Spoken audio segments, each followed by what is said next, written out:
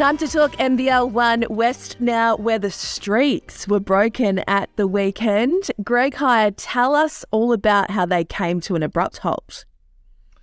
Yeah, well, as we all know, streaks are meant to be broken, and it was supposed to be a celebration on Saturday night in the at the Hot House. And unfortunately, the Rockingham Flames were doused by the Perth Redbacks outfit. They played a tremendous game. They were sensational. Maris Colton, he won't get any MVP votes, but he really restricted Devondrick Walker.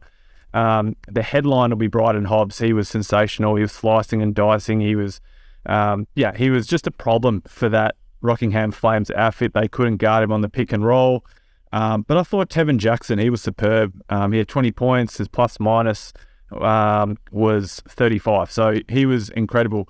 But I tell you what, if Mitsubishi Motors are giving away a car for assist of the year, Brian Vokewell has his name all over it. Fourth quarter, he throws a behind the back dime to Bryden Hobbs on a backdoor pass. And so anyone needs to go back and watch that game.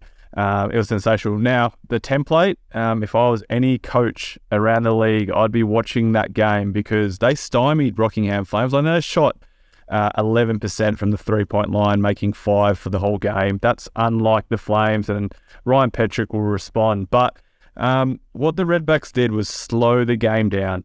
It became really grindy, really grimy. It wasn't a good game to watch realistically. 52 points scored by the Flames, but I'd be watching that as a scattering report because that's your template. On the other hand, East Perth Eagles get their first win. That's a talented lineup. They played against the Bunbury Slammers, and if they want to play or have any acknowledgement in the postseason, they need to win games like that, and they got that. Sivit Reef, incredible. He's a player to watch in this league. I reckon he's a potential NBL development player, but he had 34 points and 14 rebounds, and pleasing to see them get their first win for the season and first win for their head coach, Coach Philpo. Huge storylines out of that game. Now, we mentioned last week Ryan Godfrey's milestone, which he did achieve at the weekend, but there was an even bigger one, if that's possible, Greg. Yeah, absolutely right. The NBL1 has some incredible names that are, if you recognise across the league, and Seb Salinas is that. He's synonymous with what that his career with the NBL1. He's played now 500 games. He accumulated that. He started at the back then Stirling Senators, now Warwick Senators, then went to Wanneroo Wolves, now Joondalup Wolves, and now is at the Eastern Suns. And he had a sensational game, wound back the clock. He had 15 points, 7 boards, and 5 assists, unlike him to pass the ball. So it was really weird. He shot 5 from 7. The photos have been awesome. His kids out on the court there before the game, and there's no doubt he will eclipse the record held by Troy Clark, the all-time record in the men's. But the way he's playing, I wouldn't be surprised if he plays a few more years. Like, there was always this little, I know Seb very well, and there was a personal banter between us that he was just trying to eclipse that record. But the way he's playing and the way Eastern Suns are playing, they now sit at 6 with the second longest winning streak alongside the Redbacks.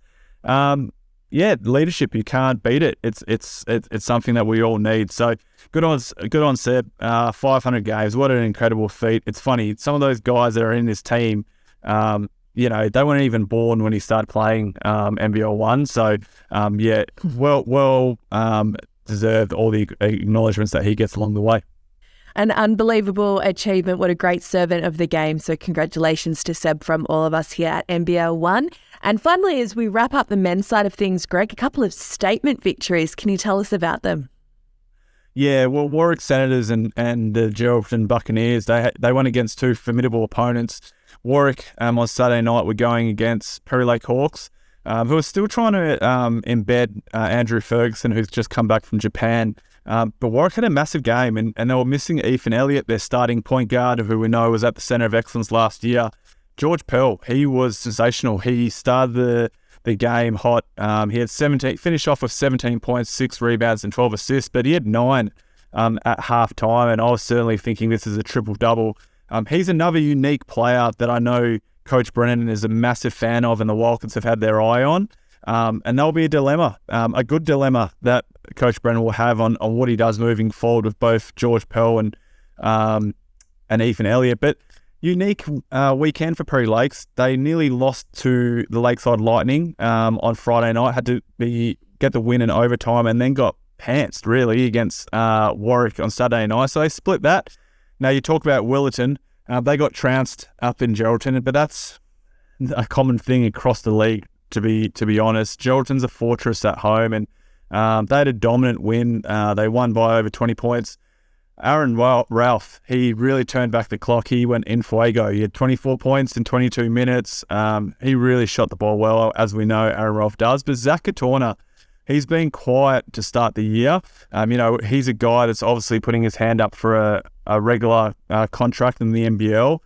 In the first half, I was worried. I thought this is another game where he's going to be quiet and he's held to single digits. But he exploded in the second half, and he finished with 24 points, and he was good. He was sensational, had 5 from 8 from the 3-point line. And for him to, I guess, put his stake to get a contract, these are games that he needs to have.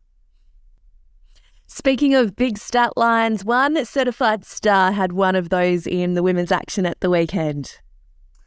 Yeah, Ash Eisenberger. Talking about an incredible weekend that she had.